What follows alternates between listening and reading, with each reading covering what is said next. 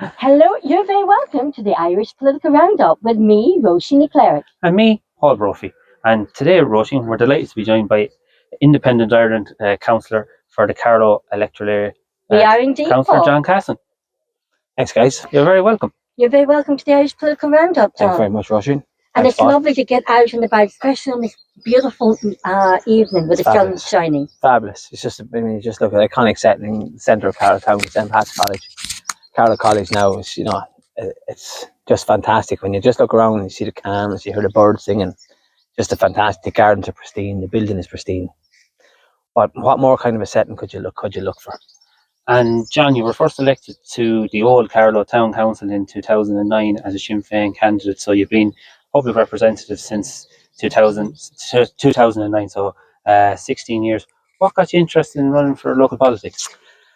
I suppose when I was in school, I didn't have a massive interest in school, and then when I returned back to college, behind me, yeah. Which like you'd have to say, like, it's a fantastic college, and the lecturers in there, they go above and beyond. I suppose when I went back to college, I kind of knew that I had dyslexia, so I went back and I got myself an assessment for dyslexia, and went back and kind of the rest is history in a sense. And it makes sense in how you learn, the different capacity you have in learning. And some people they learn through reading, repetitive reading, whereas I'm more of a visual and a linguistic learner. So, and I suppose then, and I started working as a community worker then on the Cllr Road. I mean, I was born and reared on the Cllr Road, and I suppose you just get involved and you see all the issues that are going along. And I suppose when I was growing up, I suppose areas like the Cllr Road they were classed as working class areas. But I suppose as we evolve a little bit more and the world's become a little bit more PC, it was probably the socio-economic demographic who were disadvantaged. So that's effectively what it was. And there was a lot of houses on the Cllr Road, very, very little infrastructure, education levels. Like similar to myself, a lot of people left school and didn't have a massive education. I suppose as time goes on, you learn more and more. Because that was one of the things when I started working as a community worker, you see all the issues that people are having locally, and you're just kind of gone, I'd like to make a little bit of an impact on that. And that was probably one of the big reasons. And I mean, I was always interested in politics, but of course, when you mentioned earlier that you went to college here, you studied social care. Yeah, I studied social care. Yeah, I'm still working as a social care. Yeah, I work in a residential house in Dublin, and I've been working, I suppose, in residential social care now probably for, I don't know, about 18 years maybe, I suppose, since a couple of years where I worked in a different job in a factory in town, in Bagnallstown in Auto Launch, but I more or less have been in residential care for 18 years. And it's a really nice area to work in because it's so diverse. There's so many, when you study social care, there's so many different areas you can go into. Very true, yeah. You can go into, there's youth services, there's probation services, there's residential social care, you can go off and do counselling. There's whereas some people have a degree in accountancy, you're doing accountancy forever in a sense, whereas with social care, no, not that you can go and do whatever you want, but if you're an accountant, you're an accountant. Whereas in social care, there's so many different ways you can go. I suppose that's what's so attractive about social care. And people go and they go study it, and then they go, oh, I really like working with children, or I really like working with adults, or I really like working with addiction, or I really like working with homelessness, or I'd like to go and do psychotherapy. So there's a whole lot of different things, and I suppose in here it gives you the college in here gives you a really good grounding for stuff like that. Yeah, it's actually a very well regarded course. I actually went to college in Carlow there myself. I studied humanities, but no, it is a well regarded course, the social care course. And I suppose the fact that the numbers are small, that helps as well. Hugely helps. They've grown massively in the last They have grown, years. But I mean, like when I was in college, I can't remember exactly now, but it was about 70 of us in the class. But the lecturers knew everyone's name. Yeah. Like it's probably unique in the sense that there probably wasn't too many colleges like that, which is great. But yeah, no, it's a really nice college, and it's right in the centre of town. As I was saying to you earlier, like you can go from your play school or preschool or whatever we call it now, so play school, and then you can go right up to doing a PhD without leaving the county. It's fantastic. The fact that we have university status, we've got a second Yeah. We've two third level educational institutes. It's just fantastic. Like, and things like that is what makes the town really, really, really, really attractive for people. And it also helps the local economy having two third level. It's huge. Oh, absolutely, yeah. Oh, absolutely. And there's, I think the IT is one of the biggest employers in the county.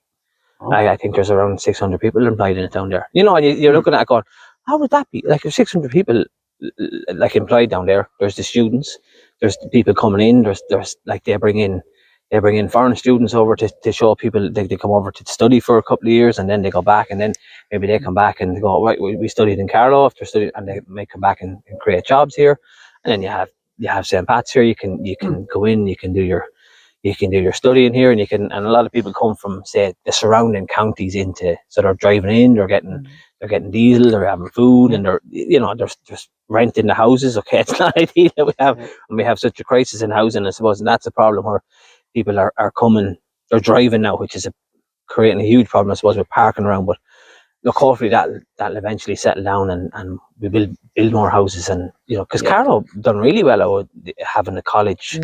Having two colleges for many years, it was a really good boost to the economy all along, in fairness. But I suppose the fact that now it's a university town really makes it more attractive as well.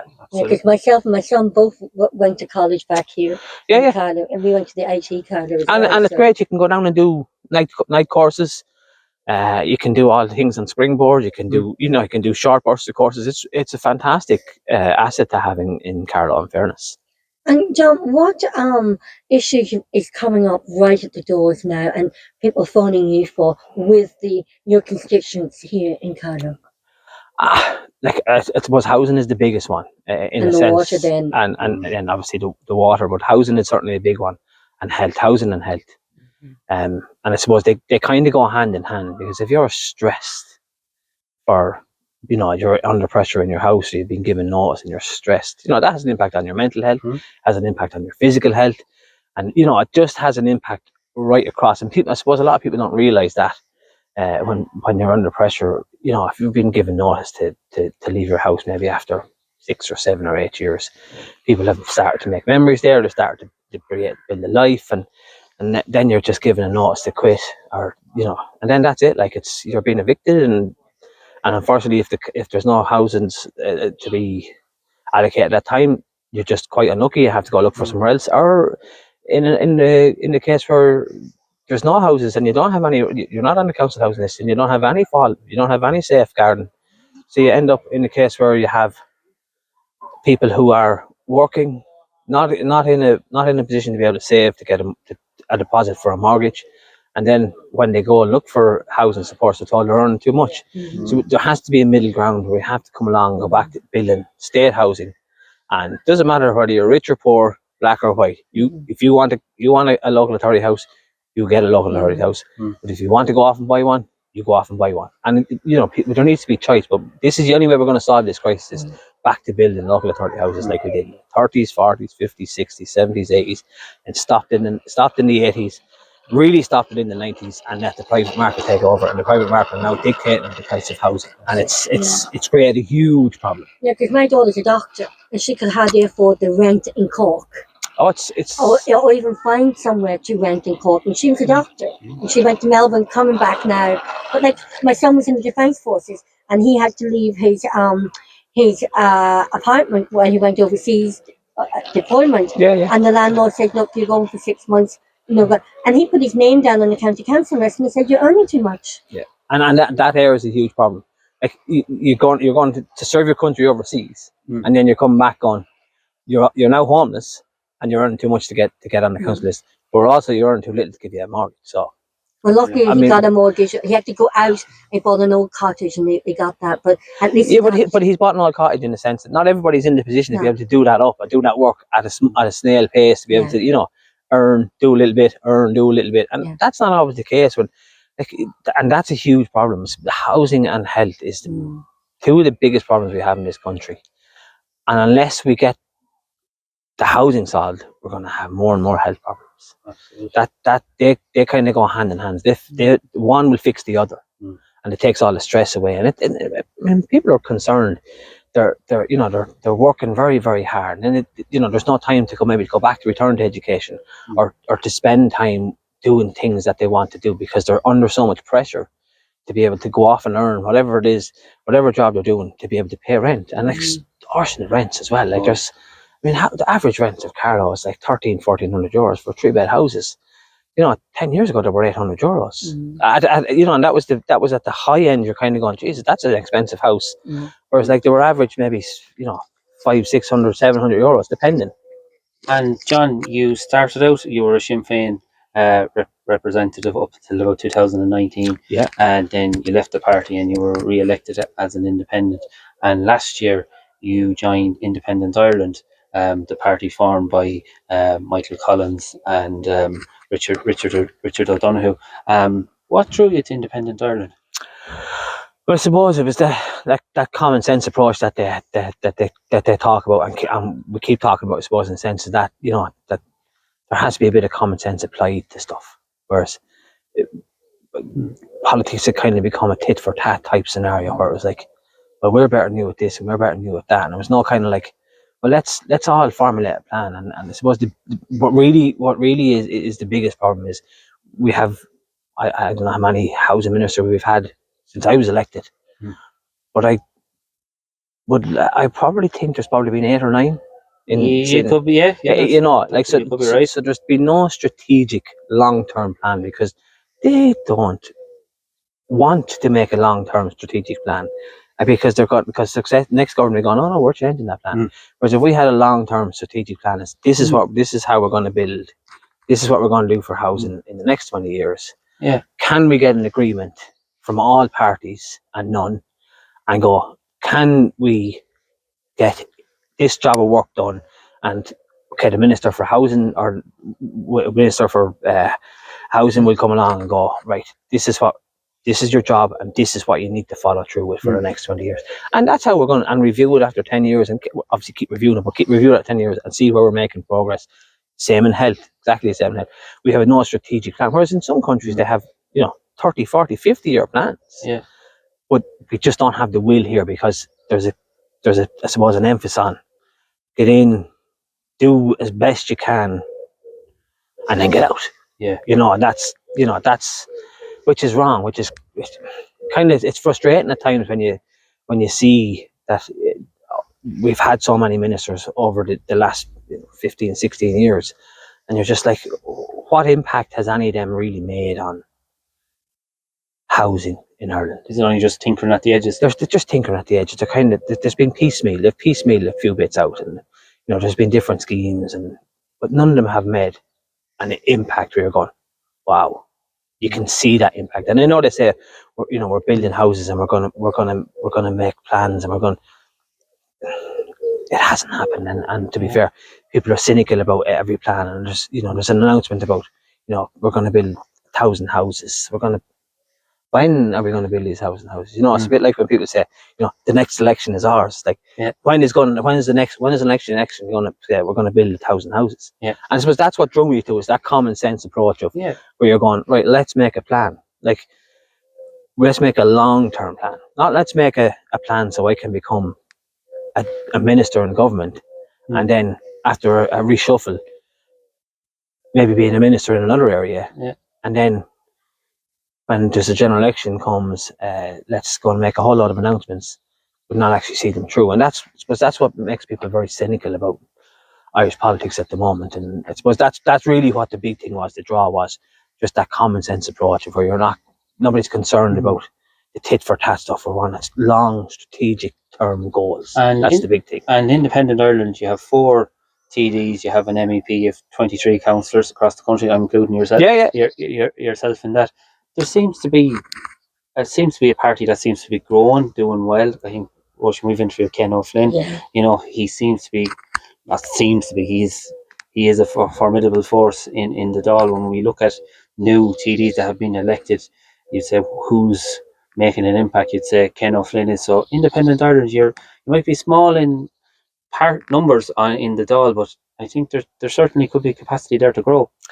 Yeah, and I suppose that's the big thing is where if you look at making an impact, and that's exactly what you want to do. You don't want to make an impact. If you want to make an impact, you want to make a change. You want to enact change, and if the TDs and Kermalooly in Europe can go and enact change that's better for the country, let's do that. Let's not just go sit along and go, sit on the fence and go, let's see who's going to form a government, or let's go and talk to the government parties and see whether they want to form a government, see whether they want support, see what kind of plans we can make, and see can we get investment into local areas like rural Ireland, in certainly particularly I suppose where Fitzy is from, up in Roscommon. Like they're devastated in some places. Like there's villages with very few people in them.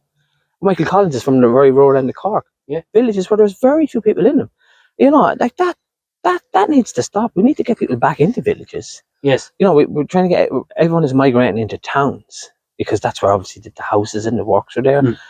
But back out to villages, like that's where we need to get back and repopulate villages. Like sports teams struggle and soccer teams struggle, and there's a whole load of things. The schools are struggling. Like I recently saw someone told me where there was a school closing in a village that has been there for. I can't remember exactly where the name of it now, but this is the last class is going to be in that school. This is in County Carlow, is it? I'm not sure where it is now. I'd have to. Again, I probably should have checked, but like that's the last class. It's happening in every. But it's probably happening. But it's probably happened. It just someone was telling me, but so it must have been someone. Maybe it was local enough, but I can't remember. But that shouldn't. School shouldn't be closing. No. I know people are not having as many. We're not having as many children. But schools shouldn't be closing. We have a huge population in the country because people are emigrating. They're leaving. They're moving. They're going to Dublin. They're going to Cork. They're going to Galway. They're trying to follow jobs. So bring the jobs out of the big cities. And if you go, if you sit on the motorway in the morning times there and count how many cars leave Carlow every day to go to work in Dublin or Naas or wherever parts of not Carlow. There's quite a lot.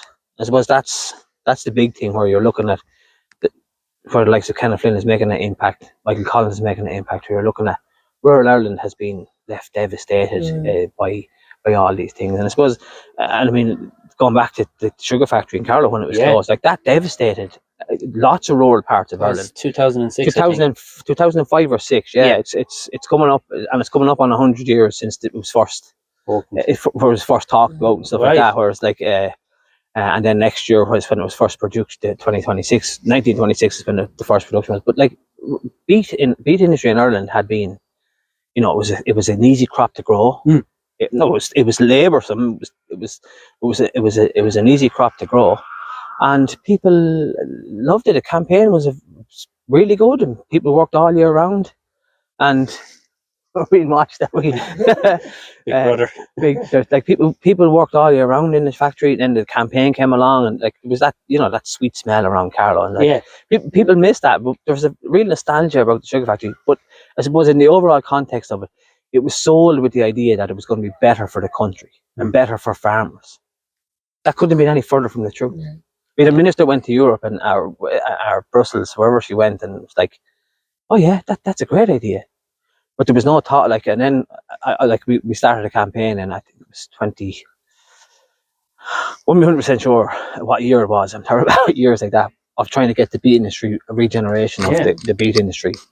Do you think as well, one of my jobs was working in the chef factory in Derry.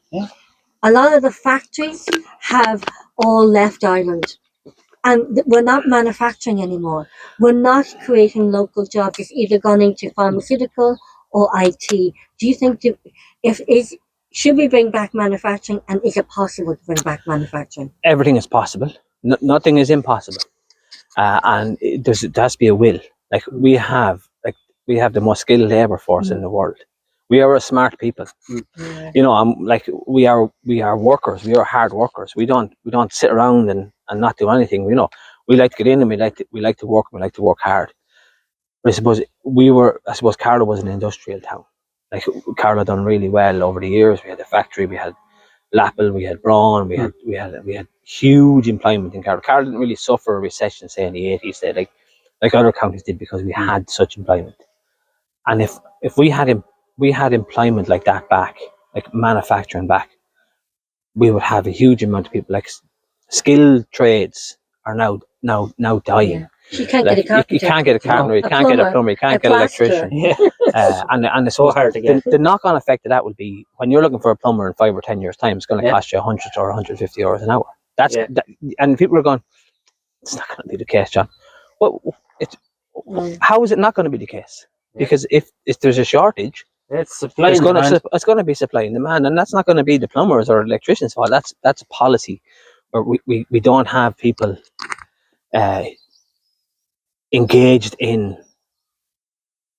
industries where they're able to manufacture, and that, like, I suppose Lodge of Bagnallstown is probably the biggest manufacturer in the county. Maybe 400 or 500 employees, but like, there's not too many companies like that. Whereas like Merck Sharp and Ullm, huge employer, but it's pharmaceutical, and I suppose the more and more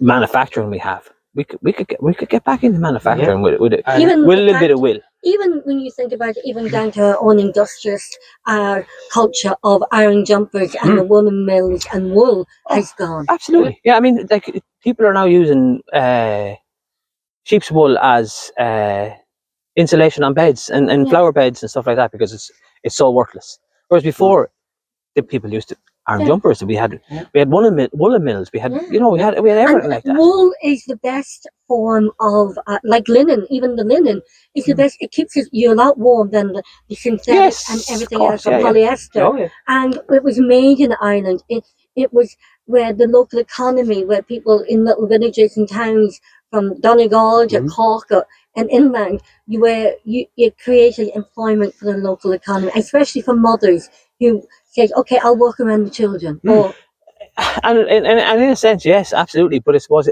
it also then allowed people to be communicating with each other. Yes.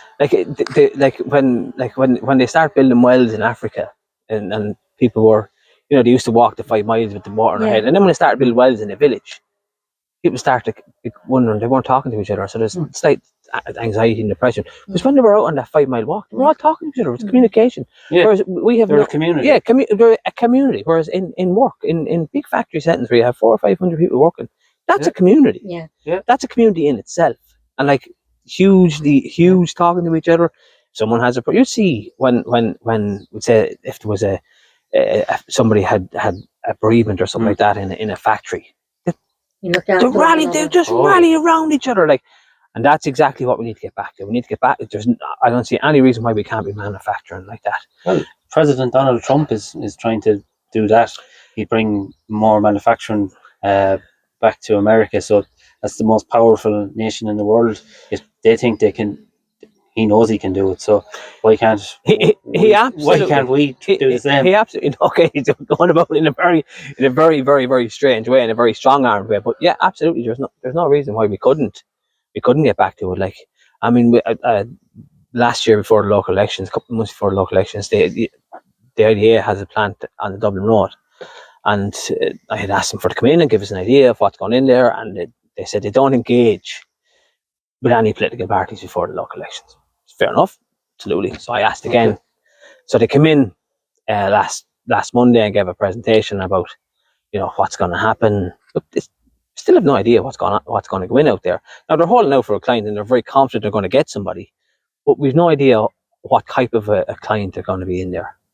So whether it's going to be manufacturing, whether it's going to be pharmaceutical, we just don't know. They don't know either, to be fair. It's not a case of like, I know and I'm not telling you. They don't know either, and I suppose that's a big problem, where you have a factory sitting out there ready to go, and we just can't attract people. Like, that is a problem, and it seems to be a problem right across the country. And even farming, when you think about manufacturing, even food producers. And Carlow is a rural county with a lot of agriculture and farmers. We have the best tillage land. We have some of the best tillage land in the country. We have good flat tillage land. That's what we have. We have the best tillage land in the country, and that's why people used to grow beef, because it was easy. We produce really good quality products in Carlow, farming products in Carlow. But the farming again in itself has been left dwindle. There's not been enough support for the indigenous stuff, like say, like the sugar factory. like we should be producing flour in the country. Yeah. We don't want to produce flour. We can't produce flour. So if anything happens, we can't even look after ourselves, food producers wise. And we've done an awful lot of programs on farming and fisheries. Right. We're actually importing more than what we're producing, and we're exporting all our good food. 99% of what we produce, we export. Yeah. Would you believe we're actually importing scallions or spring onions for our The scallionators are important scallions. Like that in itself. Like, and scallions are.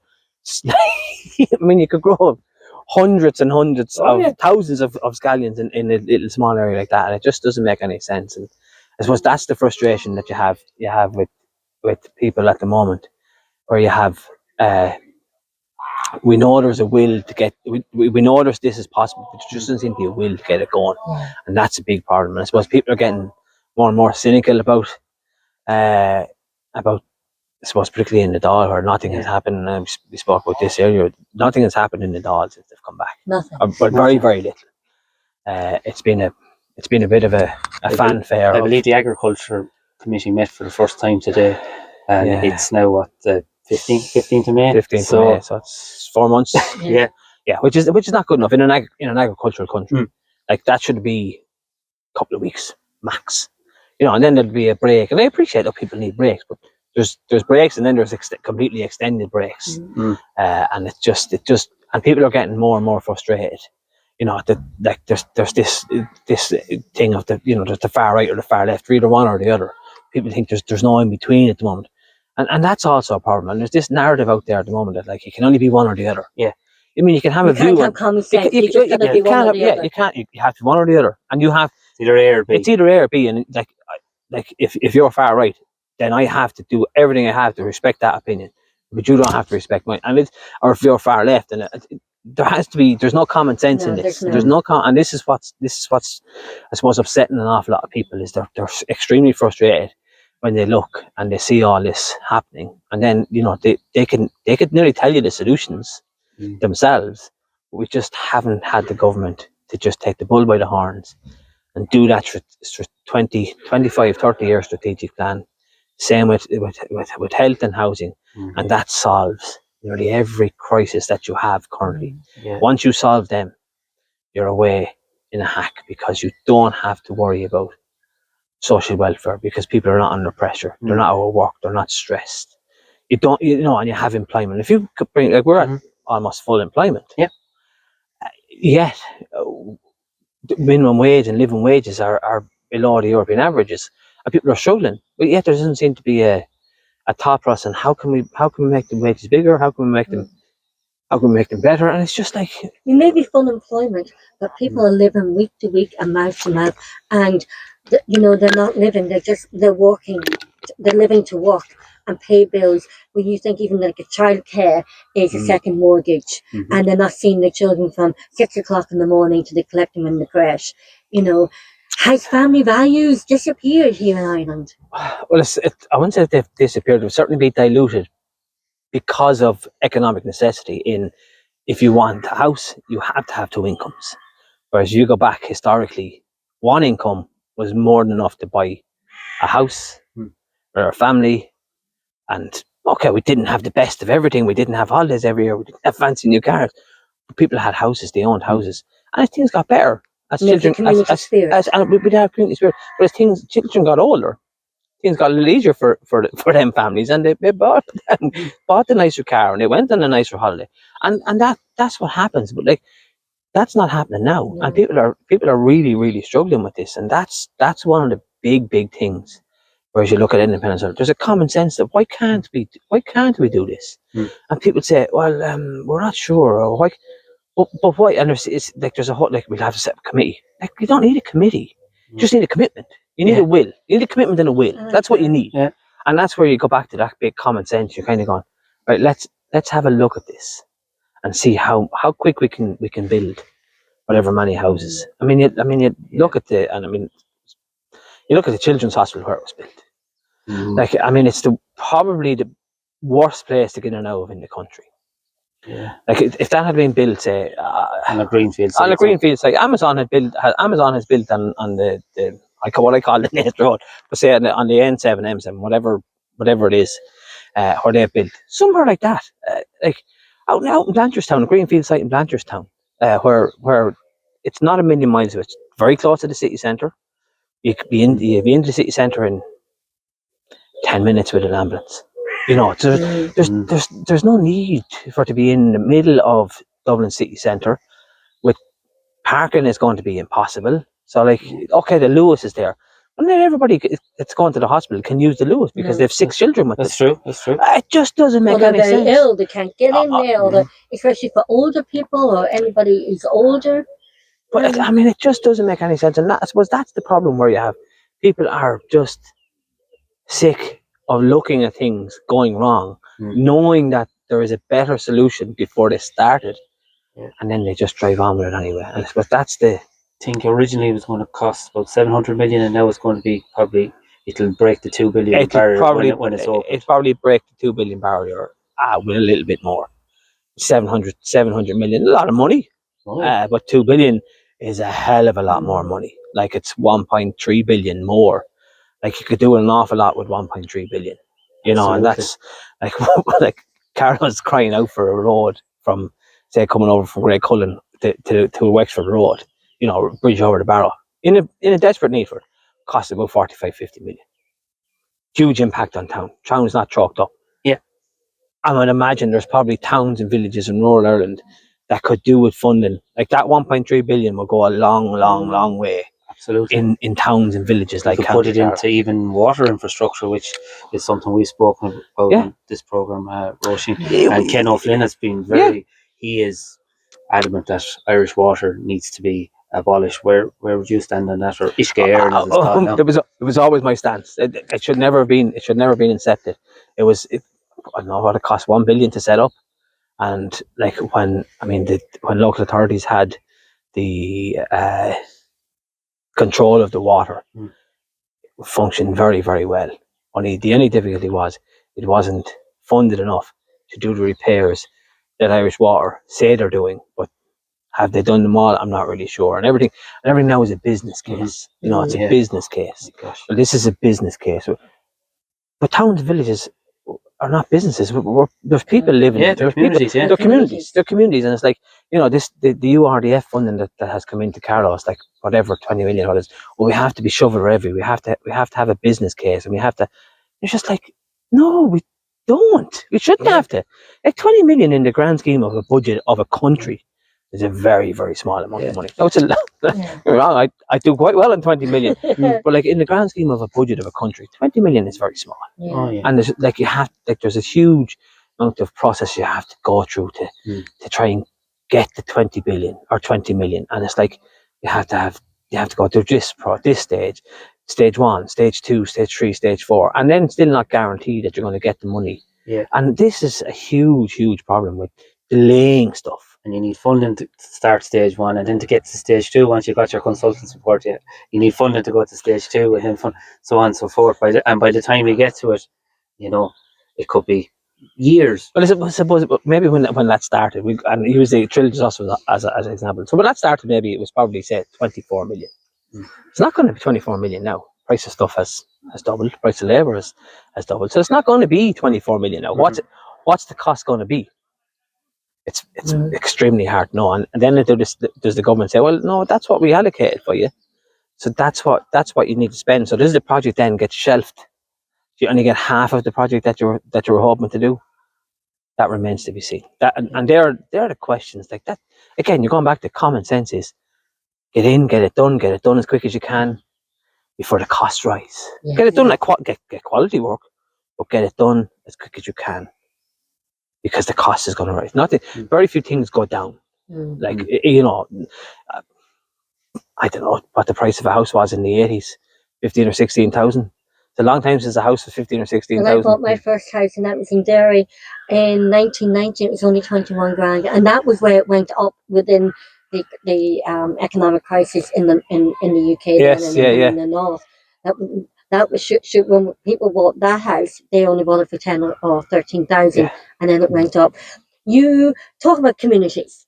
You put out a great post today on your social media about a community centre that you have been very vocal for to be brought to Carlow. Tell us about that. Yeah, I suppose it was one of the when I was first elected to the council in 2009. The area, I suppose, where I grew up in, there was a field, which would have been the field, we say, between John Sweeney Park, Doreen Heights, Ashgrove, and it was kind of scrubland, for want of a better term, over the years. And then there was Éire Óg had a lease on the football pitch, and it became a football pitch. And then the Irish school built on it, which was great, and it's very welcome.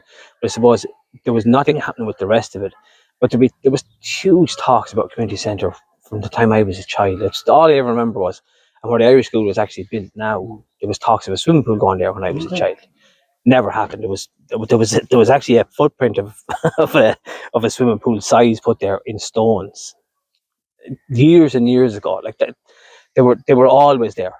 Like and nothing ever happened. I suppose one of the things when I was elected to the council was to be pushing for that community centre to be built. And there was a couple of, I suppose, false starts in a sense. And the crash happened in 2008, and was that really just stopped it. But like when I was elected in 2009, it was one of the first things. And I suppose it's frustrating that it's taken so long, but now it's going to happen. And it gives you that sense of achievement and accomplishment that, yes, it takes a long time to get stuff done at times. Shouldn't take this long. But again, you're back to shovel ready, business case. That shouldn't be the case. This is a community centre for people who have again, we're going back to the new words of the the demographics of disadvantage. That's going to hugely improve everybody's lives. There's a soccer club up there. They're catering from Donald Celtic are up there. They're catering for a very young age to adults.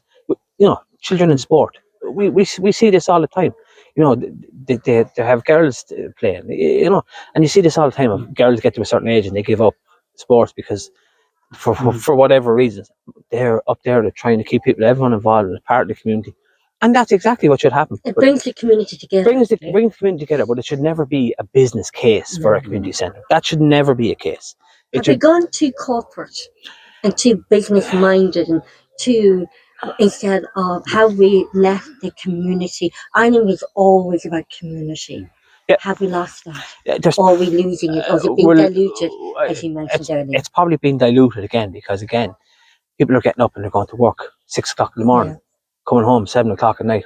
They don't have the energy for to be in the community. That's the reality of it. They just don't have the energy. Like they're out early and they're home late, and they're just, when it comes to doing stuff in the community, at the end of it, they're just so tired that they don't have the energy for it. Then when people maybe get older and retire, then they're going, right, let's try and make a difference. But that shouldn't be the case. Like, whereas you had people that were able to get jobs in Carlow that were working 7, 8, 10 hours a day, whatever the case was, instead of spending 14 hours a day in going to work for 8 hours or 9 hours and then coming back 2 hours in the car there and 2 hours back.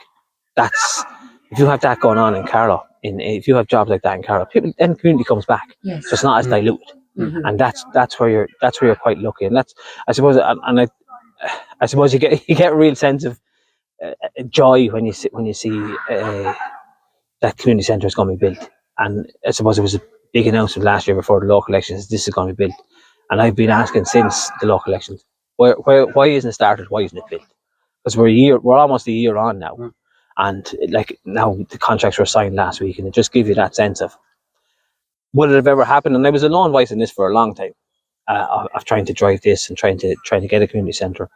I suppose that's the sense where you're just going, you're serving the community, and that is the payback in a sense for people coming out and trusting you and voting for you. That's I suppose where you're like, people sometimes are frustrated at stuff not happening.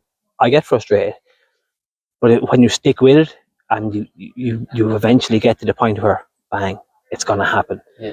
And then, like, in 2 years' time, there'll be a community centre up there. It'll be fantastic. Will it take 2 years? Well, it'll take 2 years to build, and be open. And open, and there's a couple of different organisations that are going to go into it and run it. So like, there's all that stuff has to be so. But in itself, it'll be 2 years. And sorry, when I say 2 years to be up and running, it'll be running smoothly in 2 years. Whereas now, there's nothing there now. But would there have been nothing there if I hadn't have been pushing for it? Who knows? You, as Paul said in the intro, you entered politics as a Sinn Fien County Councillor, and then you left Sinn Fien and you got elected again as an independent, and now as Independent Ireland. So you really do have that trust. You've brought their voters with you, and so you have that trust within your core voters. Well, I suppose, yeah, you do, yeah, and I suppose that like is the payback is when somebody looks for a bit of a dig out if they're under pressure, that you're able to give it to them and you're able to point them in the right direction. I suppose, and people buy into that trust, and you know, and I suppose that's the big thing, is where you're able to give people that support that are maybe having some sort of a crisis in their life, and you can then you know, you're firefighting with them, but you're eventually putting the fire out. But I suppose the bigger thing is then you're doing fire prevention, in the sense that you're getting community centres going. You're making reps on the road to be built, you know, which was all these impacts. The bus service, like again, the bus service was to come here, and again another business case, and they had come over in 2008 or maybe 10 or 12, the National Transport Authority come and said, we're going to come. Sorry, maybe it was 14, whatever year it was, but it was 6 or 7 years after. Like, again, was a low advice for a little while on that, on where's the bus service. But it was a business case, and everything, again, you're back to a business. The bus is serving the whole community. It's full, children going to school every day, taking pressure off of parents, dropping children to school. It's making it safer, you know. And then, you know, we have the electric bikes. It's like, we're becoming a better town to live in, much easier to access, much easier to get across. I suppose that's the type of reason where people have bought into support. And when people buy into support, you have to support them. And that's, I suppose, that's in a sense is the simplest way you can put it, is if people support you, you then have to go and go, right, I'm going to support you. And like that's the biggest thing. Because if people don't feel like you're going to do a good job for them, they just won't vote for you. I suppose, and that's the end of it. And I suppose it's not that, like, I mean, in the sense of like, people have this idea that you do it for because you get loads of money and you get loads of backhanders. Like, you know, you don't do it because, and you work full time. Yeah, I work full time. No, I work full time. So this, like, and I work full time. It's not like the income I get from the council is probably not. If I was doing something else, if I had another part-time job or doing something else, it would probably be an awful lot more, because you could earn probably a little bit more. But I love doing what I do. I love serving people. I love being part of something that's making change. I love being part of when you know that when somebody has rang and they've got, say, maybe a grant, or they've got pointed in the right direction, or, you know, they're going into a community centre, or they're going on the bus, that you've been you know, making huge representation, and you've been very vocal on. And when the road is built, you're just going, that's the type of stuff that just drives you on to go and do more and do more and do more. I suppose that's the big thing. But not everybody is the same. I'd be a bit cynical about some people who are like to not, maybe not in Carlow, but certainly in some areas, they don't have that same love. They don't have that same passion. And that comes from representing the people within your community. And as Paul and I say on the Irish Political Roundup, all politics starts local. So true. Absolutely. I mean, if you're not able to deliver locally, how in the name of God do you think people are going to trust you to deliver nationally?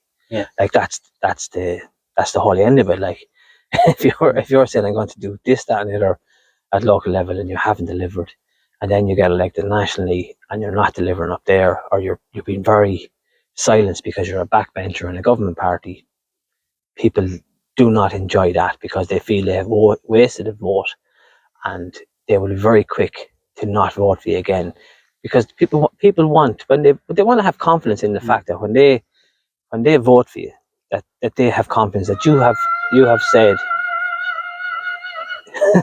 you have said in your manifesto or during your campaign that I'm gonna do this for Carlow, or I'm gonna instead of going, I may not be able to achieve everything, but what I am going to do is I'm going to certainly highlight these things, and I am going to be in the minister's ear every opportunity they get about building the bridge in Carlow, the URF funding, houses, health, that you're not going up and sitting at the back. You'd be better off as an independent as opposed to being a member of the backbenchers, because I suppose we have seen it historically over the years. Carlow hasn't really benefited from re-electing government TDs hugely.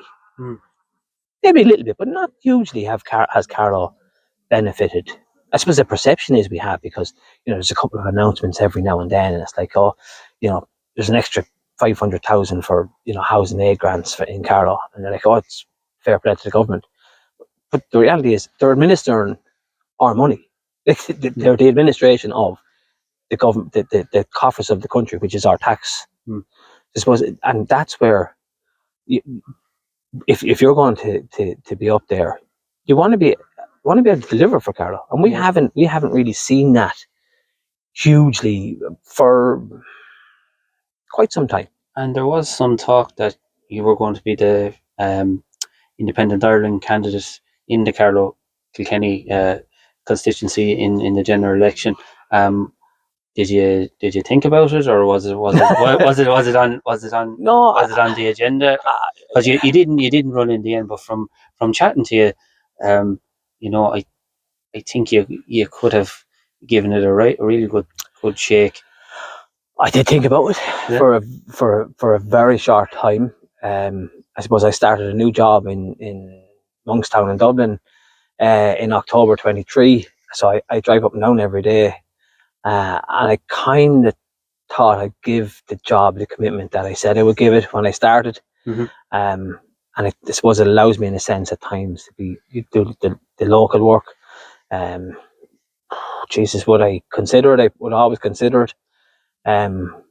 Would I have to have a lot of money to do it? I would have to have a lot of money to do it. Do I have a lot of money to do it? I don't. But I suppose if you were making a commitment to people and people will believe in you, you can now run campaigns, digitally. You can run digital campaigns. But you still need to. It would have to be off work for 6 to 8 weeks. Yeah, you would have to have at least 10 or 20,000, at least probably 20,000 to run a decent campaign with posters and people out canvassing with you and ads. So do I have that 20,000? I do not. But would I never say never? Absolutely, I'd never say never. I'm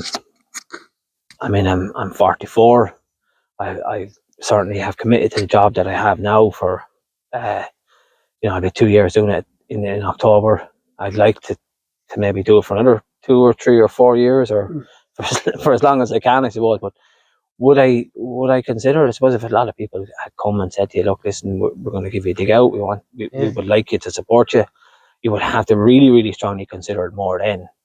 And then you would be looking then for the long-term strategic common sense approach, the strategic plans of 25, 30 years. They can bring all parties together and go, right, can we have a commitment that we're going to build this whole thing of saying we're going to build 100,000 houses over the next 10 years. How do you get there? How do you get there?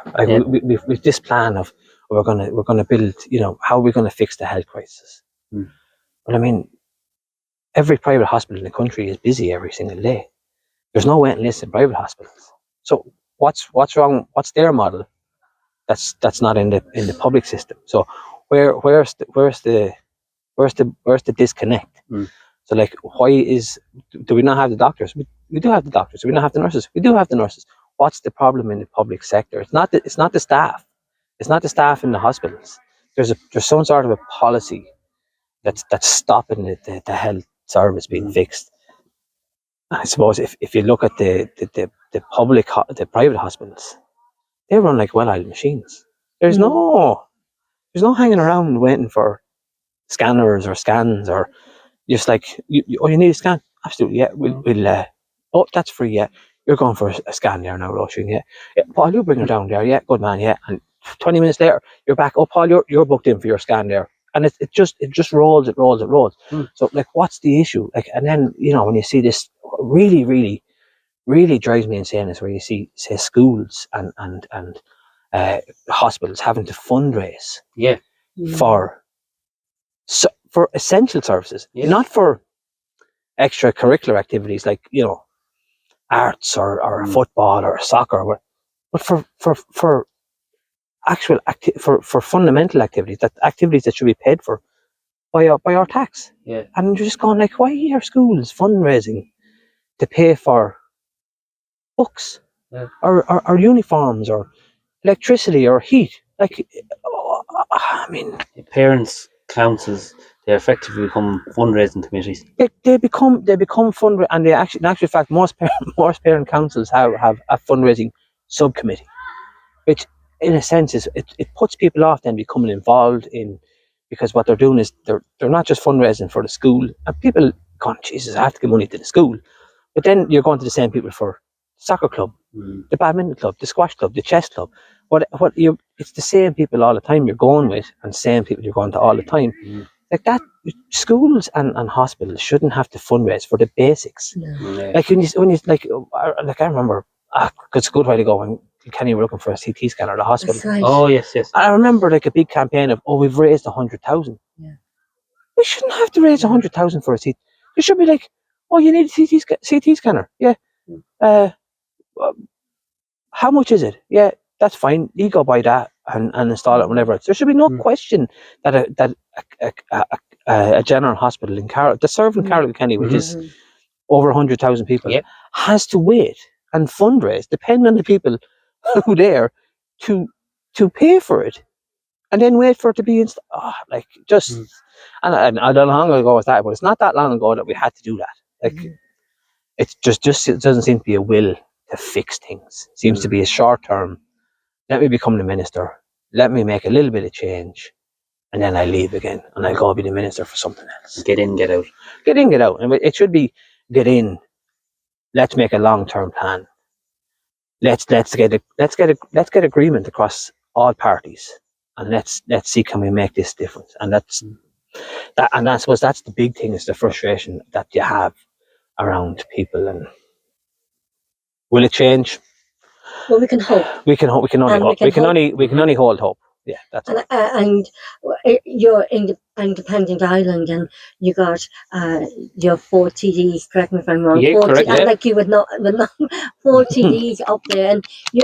Independent Ireland are very fast becoming one of the main opposition parties. You are very vocal, so you don't know, and you got 23 county councillors across the country and 1 MEP. You're right. So I got it all right, Paul. You did. So you know, it's about everybody just sitting back and watching and observing and seeing just how well you do in this term that you are in opposition, and everybody is.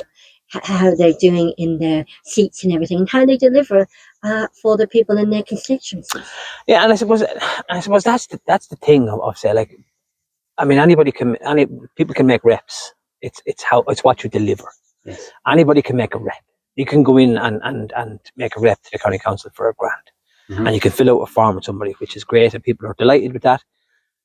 I've got quite good at filling out forms, even though I'm dyslexic. I got really good at it because I've been doing it for a long time. And people are really just kind of going, Jesus, there's in a housing form, I think there's like 32 pages in it. So it's like a housing application just gone. But a lot of that stuff doesn't apply. People are just going, so you're just kind of Xing over it, or you're moving on. So suppose when you had that, anybody can do that. People have to have a love to do that. But it's how you deliver the bigger projects, how you deliver health, how you deliver housing, how you deliver education, how you deliver services, how you deliver statutory services. Our mental health services are atrocious.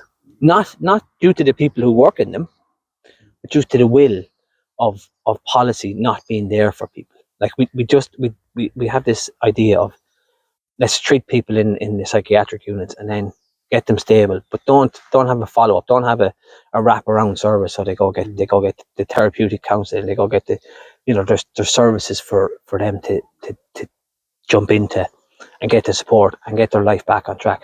We don't have that in this country. Whereas I suppose in the UK you have that a little bit better. And even in the UK, I suppose, in a sense, with children's services and mental health services are so much more advanced than they are here. It's almost impossible for children in Ireland to get into to see a psychiatrist in the CAMS. And there's lots of difficulties. And that's like, again, do we like take modelling from the UK? We don't, but a lot of our modelling has come from the UK. But it's very obvious. We've got a lot of smart people in this country. Okay. So why can't we have a group of people who come together and go, this is what we feel is the best, And do cross-party. and do a cross party, and obviously you're going to have some element of disagreement. That's absolutely fine, but that's healthy. But if you can have healthy debate, and you can get an agreement, and in the bounds of 90% of we're agreed that we need to build 100,000 houses over the next 10 years. This is how we're going to do it. We're going to build this many here. We're going to build this many here. We're going to have a state agency that builds them, similar to Irish Water, but not that confusing. But and we have the resources here. We have the education. We have the people. We just need the will. And the big thing is the will and the common sense, and that's the political will to go right. I'm gonna make a call, and I'm gonna say this is going to be for 20 years. But they don't want to make a call because in 20 years' time they'll be retired. And it's not that they won't care. Not caring is not the right word. Won't be their problem. They'll be retired. They'll be like how many ministers do you now see on television commenting on how things are going in the country now? Very few. That's true. Well, I don't think look, they've been in government for how long, and what has happened, and what have they delivered, and it's... But if you take say a businessman or a businesswoman or has retired, a lot of people go back to that person and go, I'm just wondering, I'm in this, would you give me a bit of advice? We're not running back to the ministers for advice. Why? Because their record has been poor. And that's why, and that's the reality of it. You have lecturers, you have counselors, psychotherapists. People go back to them for advice very, very regularly. So maybe we need to actually have people who are going to say, okay, we're talking about it was a business concept, but also you need that business community concept working together to deliver to the people. That's exactly what we need. We need a business concept, but not treating it as a business. It's not obviously there's not a never-ending end of funds. But the way the funds are being spent now, that's not sustainable. We have so many houses that are paid for on RAS houses. And the RAS scheme, I think it spends 5 million a year in Carlow. So over 10 years. Wow, it's 50 million. That's 50 million. Over 20 years, it's 100 million. You build a lot of houses for 100 million euros. But again, there's whatever many houses there are on RAS. So you need then to build the initial, say 100 houses. And then go, right, out of the money that we're saving, we're going to build more. We're going to build more. We're going to build more. And that's just a little bit of thinking and seeing the bigger picture, seeing the wood from the trees. And that's something that I suppose successive governments has never done. And regardless of whether you're Fianna Fáil, Fine Gael, it doesn't matter whether you're centre, right, centre, whatever the case is, but there has to be a will to change things. And it just seems to be a will to get in and get out. I don't know how many. Again, I can't. I'm trying to think in my head since I said how many housing ministers we've had since 2009. There's definitely been 7 or 8. And we're still not anywhere at where we are. And I'm very conscious, Councillor John Cassin, we came here, the sun was shining, and the sun has set now. And you have just, you came and you popped into us and met us here straight out of the car from work, from Dublin. And your phone must be hopping, and you probably need your dinner.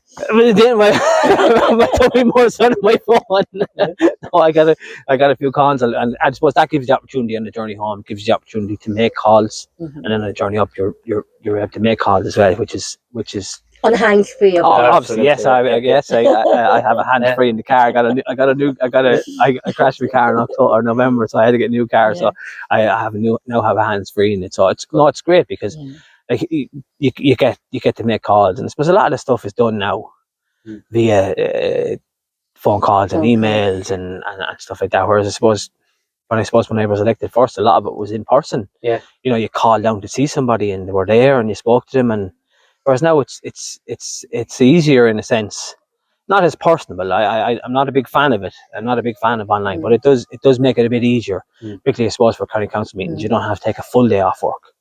You can take a half day. Okay. You know, and that municipal district meetings, or there's SPCs on, you can take a half day as opposed to taking a full day. And I suppose that's where I'm caught, in the sense that because I'm working, I have to take annual leave when there's something on in the council. So it's like you can't just up and leave. So like you have to take annual leave, and I suppose that, you know, them's the breaks in a sense. But like again, I do it because I love doing it, and I want to see Carlow better for my children and for their children and the children, you know, to make Carlow like a really, and not just Carlow, but Ireland as a whole, make it a better place. And it's the best country in the world. But we just currently have some issues that we need solving, and with a little bit of will, a little bit of common sense, a little bit of commitment, it will solve. As you said earlier on, we don't need a committee, we need a commitment. Yeah, that's exactly what we need. Yeah, we need a commitment to solve it. Yeah. Well, and if there's a will, there's a way, and you're certainly going to bring that common sense to your voters and your constituency here in Carlow. And we really appreciate you taking the time to come and speak to the Irish Political Roundup, especially here in this beautiful surroundings on this beautiful evening, and the birds singing in the background, and the bells were ringing as well. Yeah, so, no, I was delighted to come, and it's great because the more and more people get to see, I suppose, local councillors and local elected representatives, like the less cynical they become. You know, and they hear more and more about the work. I suppose it's great that you're doing this and it's getting out. This is an iconic set. I mean, you just have to look around. I mean, you just have you know, it's just the second oldest institute in Ireland. It's just phenomenal. You can see the avenue up. Like, it's just, you know, the old cottage. Like, it's just fantastic. It's a testament to Larry and to Father Con, the president, like to look, and on all the staff in the college. Like, it's just a fantastic set, in fairness. Absolutely. Well, Councillor John Cassin, thank you so very, very much. Thanks, Roisin. Thanks, Paul.